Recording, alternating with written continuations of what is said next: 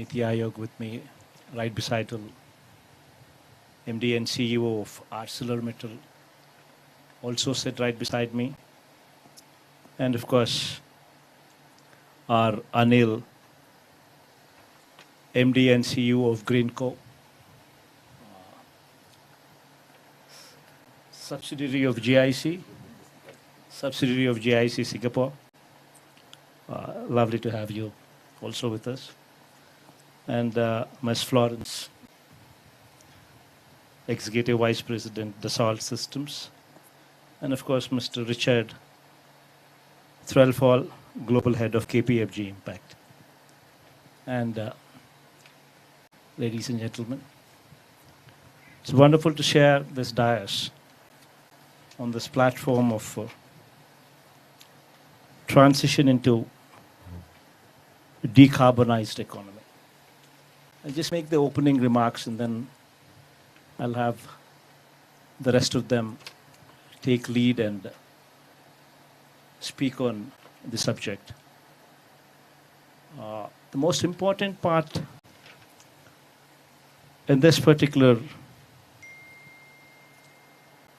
subject is today getting into this decarbonized mechanism is the need of the hour. If we do not support this endeavor, then God knows in future what will happen. In fact, the ESG compliance, the environmental, the social, and the governance, the ESG compliance today also speaks of this. It is becoming more and more imperative. More and more our responsibility, more and more of our responsibility to achieve this goal. In this concept, what Andhra Pradesh AP is trying to showcase is probably going to be the torchbearer. Andhra Pradesh could actually be the torchbearer showcasing this concept. Just before I had come here to Davos, a couple of days before that, I had gone there. I had gone to a particular project in Kurnool, 5,230 megawatt of integrated pump storage, renewable project. You have, in one single location, you have 1650 megawatt of pump storage capacity, which is actually a battery. 1650 megawatt of battery. And then to support that battery, you have 3000 megawatt of solar project, which is coming up right beside. And then you also have another 900 megawatt of wind power, also to support this battery. 5,230 megawatt in total. This is the kind of the scale at which things are being thought after itself speaks volumes about the direction in which we're heading. What it does is, you build a dam, and the quantum of water which is utilized is on just 1 TMC. Just 1 TMC of water is used to drop the water, to generate power during the peak hours, and to lift the water back into the reservoir during the non-peak hours using the solar and the wind power capacities. That's a simple concept. And at the end of it, you would have a 1650 megawatt of firm power. That's power that could be given 24 hours all through the day. And and then the most important aspect is it's economical, it's sustainable, it's feasible. To generate the power from solar and wind, and then during the non-peak hours using this power to pump the water back. As simple a concept as this. What Andhra Pradesh has is, it's got a capacity to build these pump storage capacities to the extent of 33,000 megawatt. We're just talking about 1650 megawatt of pump storage that I had just laid the foundation stone a couple of days before I had come here. And now we're talking about a potential in Andhra Pradesh, which is 33,000 megawatt available for the whole of the globe to come over and probably participate. This is the concept. And just imagine what things can be done. You're not only, you can, the conventional industry can convert into green industry. And just not that alone. You can talk about using this power to create hydrogen, to create ammonia, NH3, hydrogen, desalinate, get to the coast, desalinate the water, electrolysis, and from water you generate hydrogen. All this in the days to come, in the years to come, would become reality. And Andhra Pradesh is there, right there, welcoming you to become part of this grand endeavor.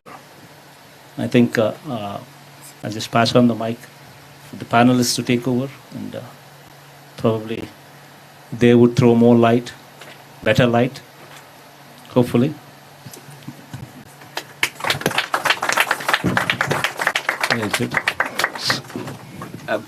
Thank you very much, sir.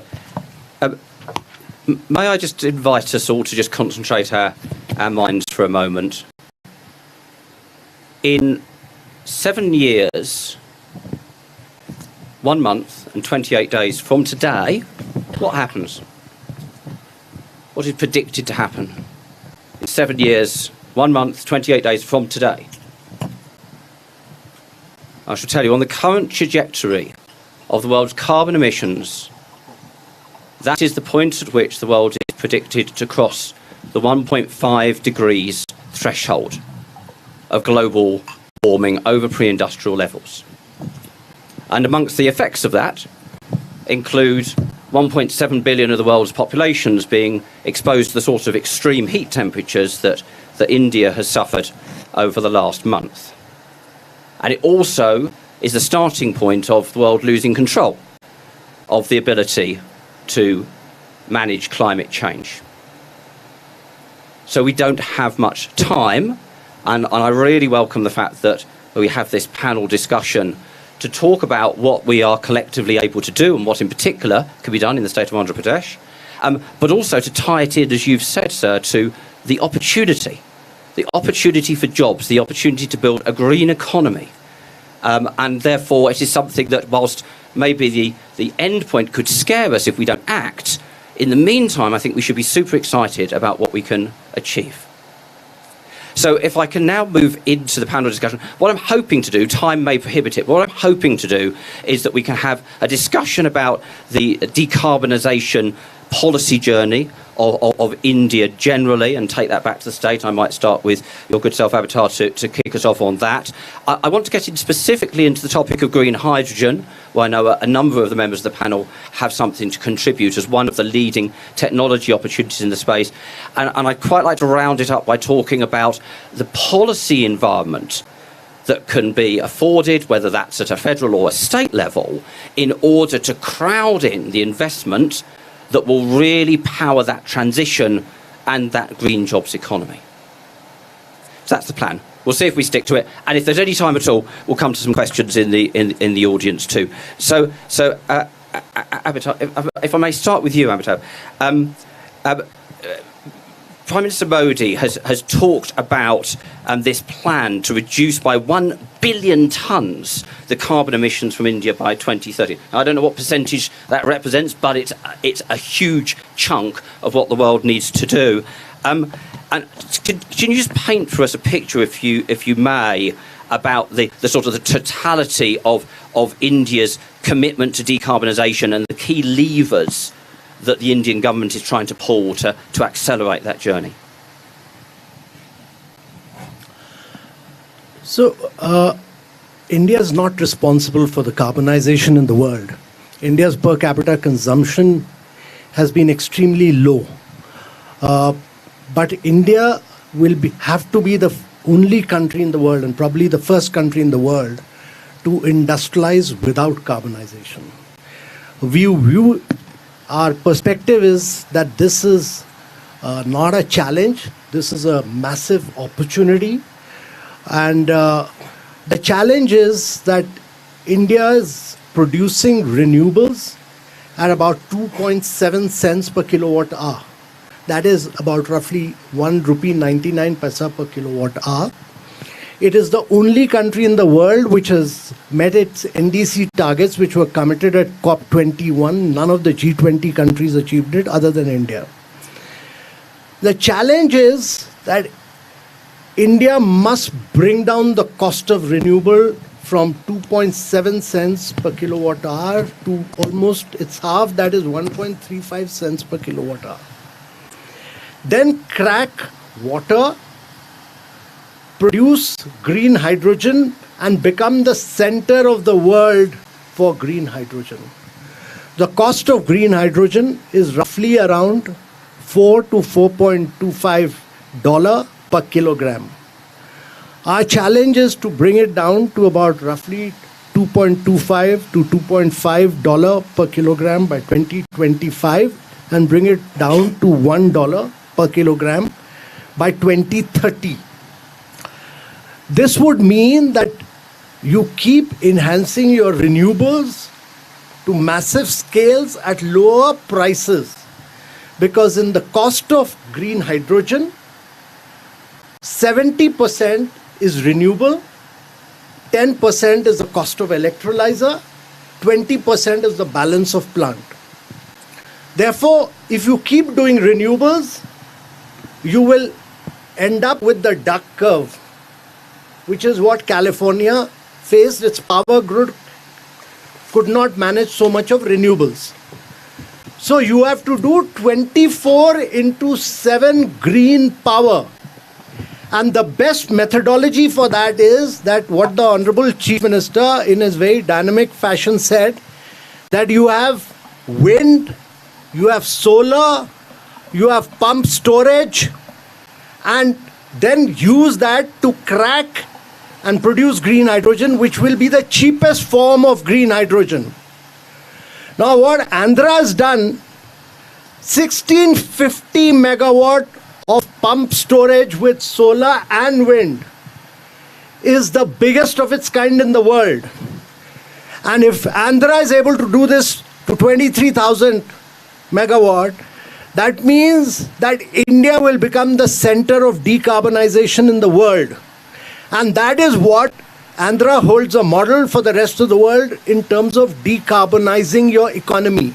Decarbonization cannot happen with just electric mobility.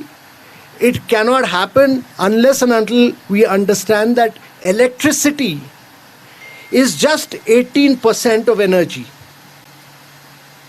82% of energy is hard to abate sectors. It's refinery, it's steel plants, it's fertilizer, it's long distance transport. They cannot run on electricity. If it's renewable energy, they can't run on electricity. They run on,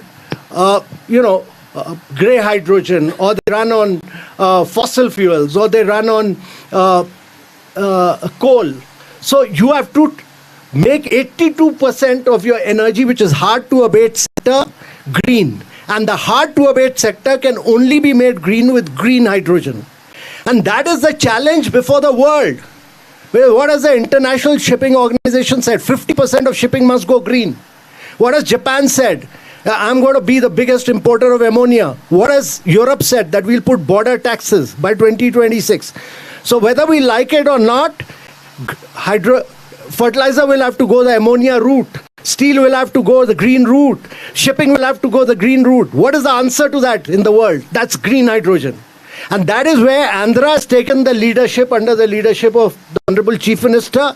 And that is what a lesson for the rest of the Indian states and for the rest of the world. And that is how you decarbonize your economy and decarbonize the world. Amitabh, well said, very powerfully said, and I completely agree. This is on behalf not just of the state and India, but for the world, because that green hydrogen economy is a critical part of it, and we'll circle back to that. But you just described steel as one of the hard-to-abate sectors, so it's rather fortunate that we have a spokesperson for the world's most successful steel as well as mining industry. Aditya, can I understand, first of all, do you want to just give us what's the pathway that specifically ArcelorMittal is taking in terms of decarbonisation? And you must be running lots and lots of different initiatives. Maybe you can tease out the one or two that you think are the most promising in terms of driving that transition. Sure, thank you. Good afternoon, everyone. Thank you to the Honourable Chief Minister here for having us. Thank you, Amitabh, for all your comments and your passion. It's clearly infectious. So maybe I'll start with the bad news. Amitabh alluded to it, but steel is responsible for 8% of global CO2 emissions. So it's massive. I mean, 8% is huge, right? We're not talking about 1 or 2, but 8% of global emissions. The not so bad news, and I'm not at all biased, steel is still a wonderful material because it is infinitely recyclable. There is no other material that can be recycled into perpetuity. You will never find steel in the oceans. And steel, in spite of being responsible for 8% of global emissions, has on a per ton basis the lowest carbon footprint, because it requires actually, relative to aluminium or carbon fiber or anything you'd come up with, much lower energy to make steel. And so that's why I said it's a wonderful material.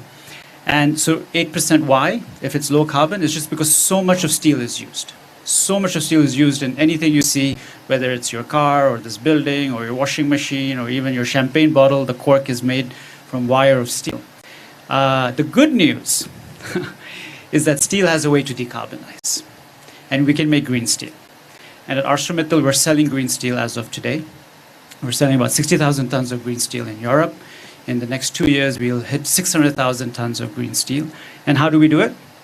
Well, fundamentally, you change your coal-based process, because steel originally was made from coal. And as we have heard today, you substitute gas. So you can start with natural gas, which dramatically reduces your carbon emissions. And when hydrogen is affordable and available, you bring in hydrogen. So that's fundamentally how the process will evolve. So the good news is that we can actually still make the same quality of steel, maybe depending on if we get hydrogen at $1.50 at the same cost, green steel using hydrogen instead of coal. So it's a huge opportunity, right? It's a huge opportunity for providers of renewable power to make the hydrogen electrolyzers, a huge opportunity for the global steel industry to actually decarbonize. At ArcelorMittal, we plan to lead the way, primarily because we have a global footprint. We are very keen on R&D. We spend about $300 million a year on R&D. So we have $3 billion of IP in the last 10 years sitting in our business, which we can deploy to improve process and product. Over the next 10 years, we plan to reduce our global carbon emissions by 25%. Through an investment of $10 billion. And primarily it's utilizing all of these things that we have spoken about, i.e. renewable power, funding electric furnaces, setting up DRI facilities, which first use natural gas and then hydrogen. So we have plans in different parts of the world to achieve this. Coming to Andhra. So we have made a significant investment in Andhra Pradesh. We have partnered with Anil at Greenco to invest in our first global renewable project. And I think that is the key message. ArcelorMittal operates in 27 countries, and we have chosen the state of Andhra Pradesh for our first renewable project. For many reasons, I think you've heard a lot today. It's really a force in creating a friendly business environment. But I think also the vision of having direct pumped hydro storage. I had a chance to visit Kurnool, and it's very impressive what is happening down there. I think I urge all of you to visit and see really what is happening on the ground in Andhra Pradesh. And just going there, you feel the energy, the dynamism. And so our first renewable project, it's a 4,500 crore investment, $650 million, 250 megawatts of 24-hour round-the-clock power. Why is that interesting? It reduces carbon emissions in our facility in India by 1.5 million tons. What is 1.5 million tons? It's 350,000 cars off the road. Okay? So it's real direct, it's immediate impact, it's interesting for the business to do. We plan to double it. I'm very excited by my meeting this afternoon and on just seeing the progress that we have made. We plan to double that investment. We'll probably finalize that decision in the next few months. And as we get more and more renewable power, 33,000 megawatts, we can move into hydrogen.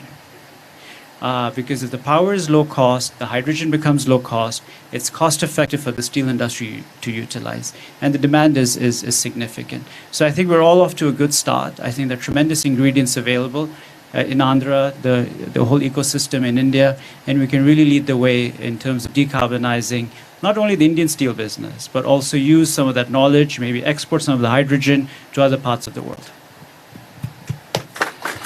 Aditya, thank you very, very much indeed. This takes us logically to you, because the story we've just heard is that renewable energy is the underpinning of so much else. We need renewable energy for the direct drawing of electricity in order to be able to transition away from coal and gas power stations, but we also need it to be able to convert to hydrogen, which then becomes a storage mechanism, which is critically important to be able to overcome intermittency in renewable assets. And then we need it, for example, to create ammonia, which then drives the fertilizer industry, which goes into agriculture and shipping and so on. So it's all underpinned by the very thing that Greenco is investing in. So tell us what you are going to do to help save the world. Thanks, Richard, and good afternoon, everyone, ladies and gentlemen. I would say we are a little over a decade-old company as a Greenco. We had a very modest start. From the day one onwards, we always been trying to develop renewables with the grid parity, and we always came up with some innovative thought process. How do we make the energy available at the right pricing, right location, and how do we move this green electron? To start with, initially says we had a small hydros which we built in a cascading manner, which made the whole hydro energy available much cheaper at the time compared with the thermals. Later we developed a large-scale wind farms and brought down the actually in GEs and Gameshas to do them the localization, and created in long-distance transmission lines to unlock the medium wind speed sites, and made sure that we gave a long-term agreements to the GEs and Gameshas and made them to manufacture in India and bring them to the lower costs. Later stage, we developed a hybrid wind and solar sites to unlock the better value creation and brought down the price of the hybrid renewables sub 4 rupee levels and 3 rupee levels down the line. Understand the whole energy available at such a low cost. How do we make them available round the clock and make them to be in journeying towards peak hour management? That's when we were able to unlock this hydro pump storages. And thanks to the Government of India and Government of Andhra Pradesh under the leadership of Honorable Chief Minister, we were able to successfully unlock the whole challenges we had to start developing the whole project. So that's it. Thanks a lot. And thank you very much indeed. So Florence, Deso Systems is a leading software business, and a huge amount of your design and manufacturing software goes into the sorts of industries that we're talking about here. How do you see this from your perspective? I also know you're very active in the state. Definitely, and thank you very much, Mr. Chief Minister, for inviting me to this panel. What do we do at Deso System? We are basically a software company that is doing virtual twin. And why are virtual twin interesting for sustainability? Because if you have the virtual twin of a product, be it a car, be it a plane, be it a bridge, then you can design everything for sustainability. You can test in the virtual world different materials, different processes, and you can choose the most sustainable to implement the most sustainable option. In the beginning of last year, we released a study with Accenture that shows that if we apply virtual twin to 5 use cases in car, high-tech, pharmaceutical industry, consumer good, and transportation, then we could save 7.5 gigaton of CO2 by 2030, which is the equivalent of 1 year of emission of the transportation industry. So it's big. And why is it big? Because basically 80% of the impact of a product is decided at the design phase. So if you optimize at the design phase for sustainability, you can totally change the game. So that's what we are doing with our Indian partners in India, and we are very lucky to be working in Andhra Pradesh, and it's very efficient. We've seen amazing projects here on electric vehicles, two wheels or 4 wheels electric vehicles, but also example in consumer good, in packaging companies, and we think it's a massive disruption when it comes to make the world and the industry more sustainable. Thank you very much, Florence.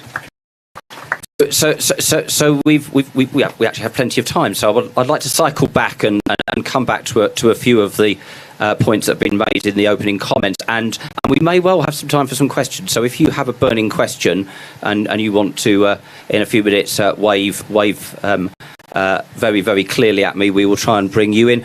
Aditya, I want to come back to something that you referenced to the fact that obviously ArcelorMittal is operating across a number of different jurisdictions, and then you referenced specifically why the attractions of investing in the state of Andhra Pradesh. Just from your experience across different jurisdictions, what are the things that you're looking for in terms of? There's obviously good wind and good sun, right? Which Andhra has, all of those.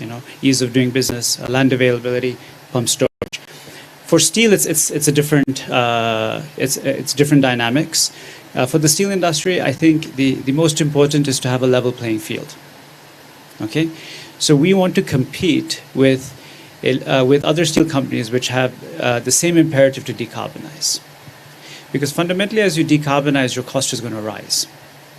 And how are we going to be successful in places like Europe, where they keep on adding carbon taxes if there is no carbon border adjustment?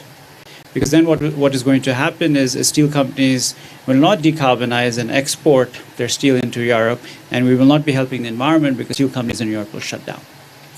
So I think that's the first thing. So if India decides to put a carbon tax or create certain incentives to decarbonize, it should be done in a way that is level for all competition.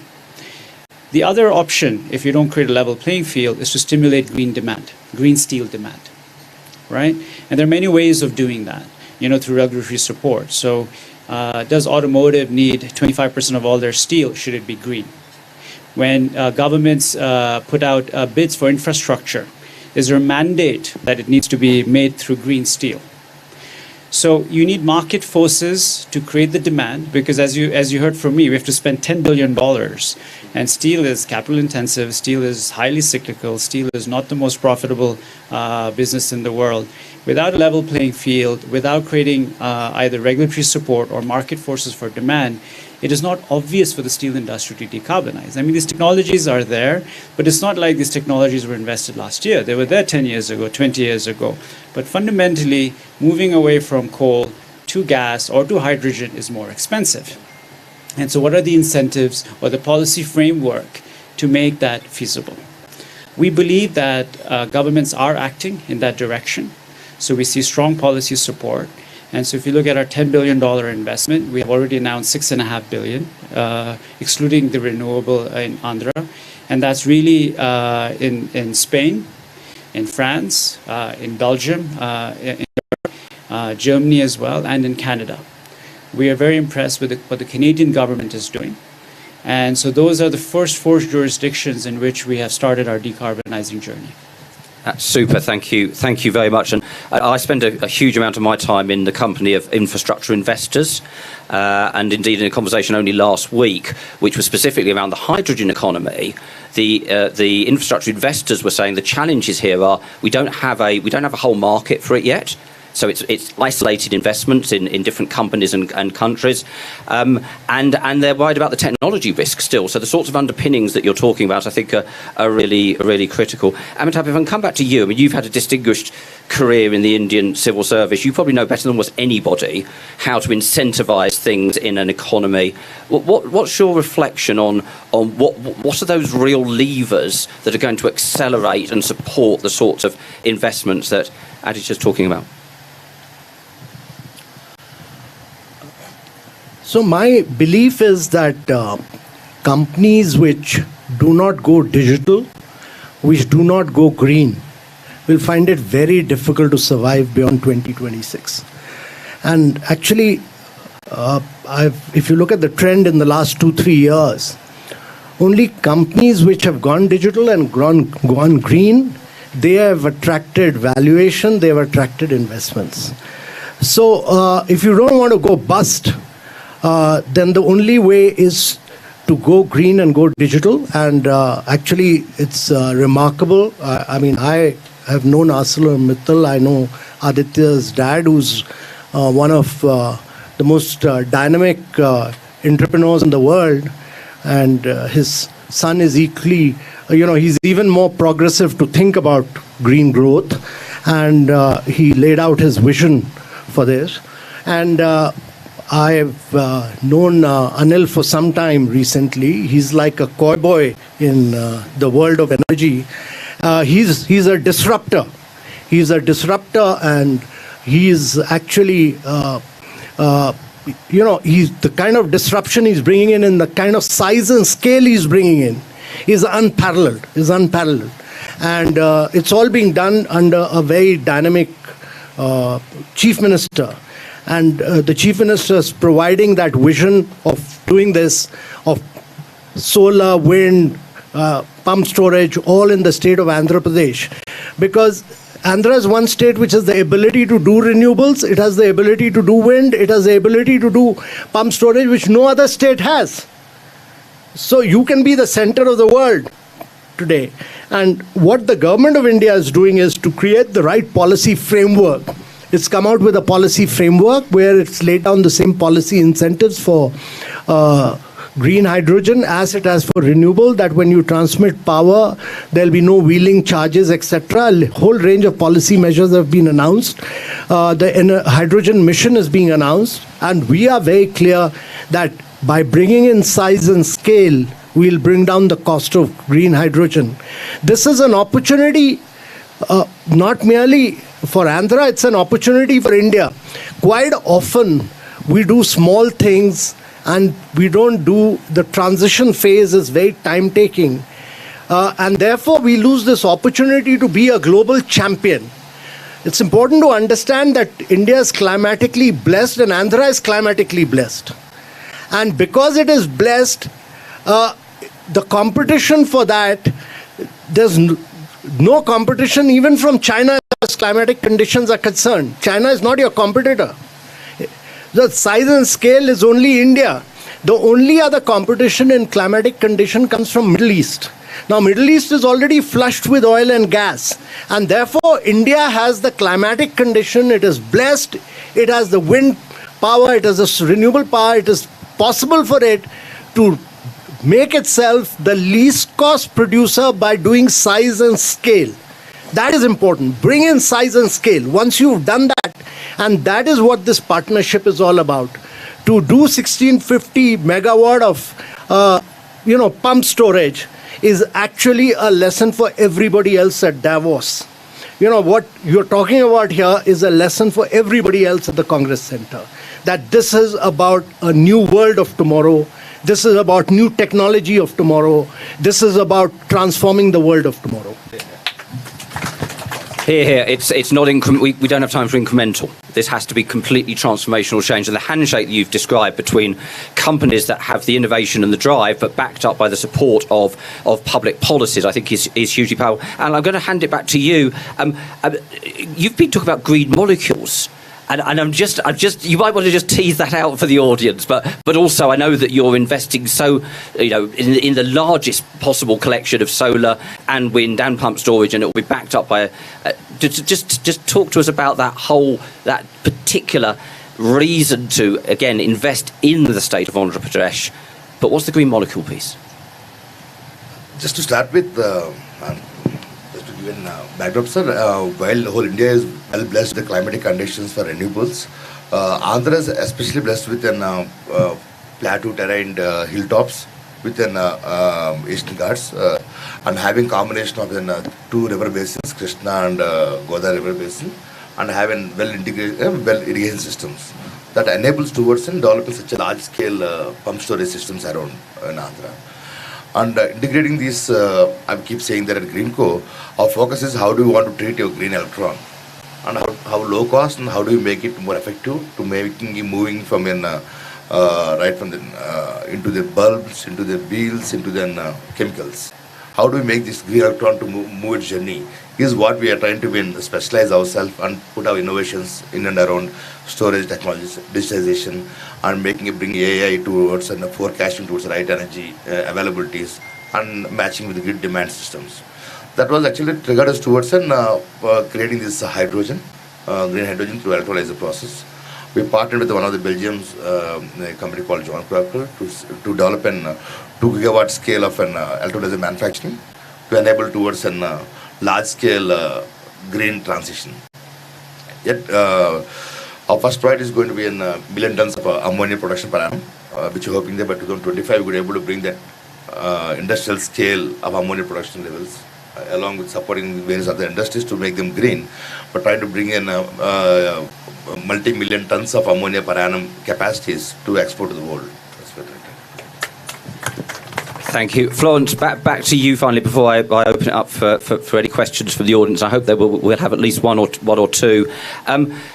We can't do this incrementally. We have to do it by system change, which you've spoken about, so we have to do it by giant leaps, if you like. Are there any particular examples that you can see in the world of technology and software which you think really have that power to drive that level of change? Yes, definitely. And thank you very much for the question. And I agree with you, sir. If you want to go green, you have to go digital. And that's what we are doing at the system. So basically, we think, as I said, that virtual twin are a very, very powerful tool in order to make companies and businesses digital. For example, we partnered with a company called Metsaboard. What are they doing, Metsaboard? They are going packaging. And thanks to the virtual twin of their packaging, they were able to become carbon neutral just by optimizing their packaging from the design phase to the sustainable phase to the sustainable supply chain. So that's very powerful. And it's also very powerful in other industry like construction. You perhaps know that construction industry and buildings, they represent 30% of the emission of the electricity. So if you optimize the virtual twin of your building, then you can take giant leaps when it comes to the sustainability of your building, and you can save up to 70% of the energy consumption of the buildings. And this is also something we are doing in partnership with companies like Bouygues Construction, where they basically use virtual twin of their construction, be it a bridge or a building, to optimize everything and also optimize the way they are going to build the infrastructure with a minimum of materials, a minimum of supply chain included, so it's minimum of carbon emission at the same time.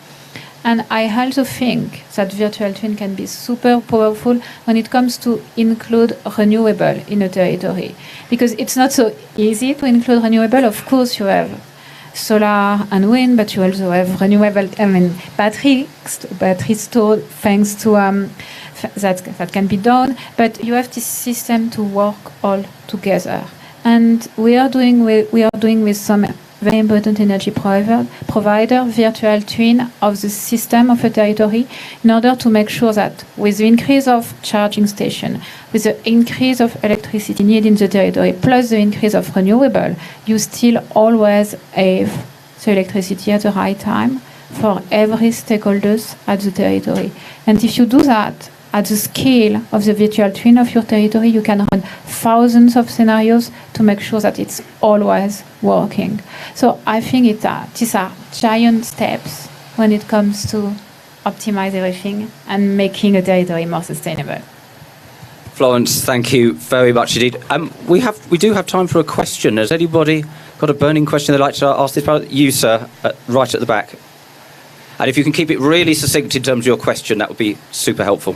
Thank you very much, Richard. Firstly, may I congratulate Greenco for an innovative project that you came up with. And thank you, CM, sir, for coming up and encouraging this thing to decarbonize in the state. I'm Aryan Uday, a councillor of Kensington and Chelsea, London. Mr. Mittal, you're one of my constituents, so this is more related to me, and I was born in Andhra Pradesh. I just want to really request the government and Amitabh Ji to advise the national government not to put more carbon tax on companies that what Mr. Aditya has just raised, because that put more pressure on the companies in terms of running their finances. I sit on the London ULEZ low carbon emission zone, and we've put more taxes on cars that run on diesel vehicles. Nothing much we've achieved, but rather than giving more incentives to companies that could operate and come up with innovative ideas so that gradually they would transition to a decarbonized economy and help more companies produce decarbonized products. So I'll request the Chief Minister of Andhra Pradesh to please consider that, and also Amitabh Ji to advise the Indian government on that. And thank you, Mr. Mittal, for your thing. And Greenco, Anil, sir, thanks for such a great, amazing project. I'm sure this would showcase the entire world to come to Andhra Pradesh. Thank you very much. Thank you very much. And I think there was another hand that went up. Could this gentleman here, please? Thank you. Hi, this is Chandrasekhar. Just a quick question. It's really appreciable that you guys are doing this. One of the key things, I'm a part of the UK Telangana Chamber of Commerce, and we come across all this continuously. We've been conducting some similar sessions on that, and we've been asked same thing, that there is a bits and bobs everywhere happening in the world regarding the green revolution or carbon footprint, lowering the carbon footprint and everything. But the biggest problem we are seeing, or everybody's concern, is that, for example, they're producing the electricity or they're doing the batteries and everything, but the byproducts which is happening, for example, on the electric vehicles, the battery which is expired after 5-6 years, it is actually neutralizing the carbon footprint which they saved it. So, for example, similar thing with the energy things. Once they produce energy, the downstream, which is the byproducts of the energy supplied to the household or the factories and everything, I think that will, don't you think that will neutralize the carbon footprint which you saved? And what is the sort of, as a national level government or a state level government, Honorable Chief Minister, so do you have any sort of a global policy in your state, or do you have any recommendations throughout the India where, as Richard said, that it cannot be done on the bits and balls, it has to be done as something like a COVID, which is a game changer for the whole thing. So is there anything, or anybody from the panel, do you have any suggestions that XYZ need to be done in order to actually make really sense carbon footprint or reducing these things? Anybody that will be really appreciable? Thank you. Whether we can do justice to that in the time available, I'm not entirely sure. Though I do think there's something really important about the data that gives the transparency that runs right the way through the supply chain, that allows you to really get underneath the question you've just asked about, whether some of the effects offset to some degree. But on this particular thing, let me answer. Greenco, along with the Center of CMET, Government of India and Government of Telangana, we set up a new center for circular economy. We are developing a center where we could able to recycle the batteries and solar panels, and the institute has been established in Hyderabad, and this has been well established. We should visit it. There's a lot of new things which have been getting done there. And So what I'm going to say is, this is in the recording, but what happens with other sectors? For example, you're producing electricity, which is an amazing job, but the downstream, don't you think that we have to do it in pretty much the sectors which is consuming your products? I will explain details. Very quickly, and then I'd like to bring Amitabh in on the first I wanted question. to say, as you said, with the data, with the virtual twin of your battery, you can already plan for the circularity of your battery, the second life, the third life, the fourth life. And we're having more and more projects on batteries, just on that, on battery, but also on electric vehicle, where you want to recycle everything and circularize everything. Thank you. Amitabh, that first question, how much do you see this about change driven by incentives? How much is there going to be nonetheless a need for a regulatory push that might involve, for example, higher carbon taxes? Where do you see that balance? So first of all, I'm a strong believer that these long-term goals of 2050, etc., are ploys by the Western countries to shift the goalpost on an annual basis. They have never achieved their short-term goals. And, you can look at the history from COP1 to COP27.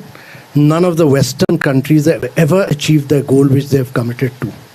And I can assure you right now that they'll not achieve the goal that they committed for 2050 either. Because achieving that goal really means what the Prime Minister said, changing lifestyles. It's about lifestyle for environment, he calls it, and that is individual behaviors have to change. Individual behavior means that your lifestyle of consumerism has to change. You go to New York, you will find nobody sitting in a building all night, the lights are on. Whole night the lights are on, water taps on. So consumerism, unless you don't change that, climate change will not alter. So every individual has to change his lifestyle. That's number one, to my mind. And secondly, unless we don't build in a very strong circular economy framework, and that would really mean that we don't start mandating, but we start building circular economy from the point of design and R&D. At the point of design, that everything must be an input into some other thing or there has to be an extended producer's responsibility for that circular economy to succeed. Not as a mandate, because then you will tamper with ease of doing business, you will impact businesses. But the businesses themselves, as according to the design framework, and that has to be embedded in the design, has to be built in. And circular economy really is the answer to what he's saying. Thank you very much. Honourable Chief Minister, if we could come back to you for any closing thoughts before we pass some gifts to our panel members, that would be lovely.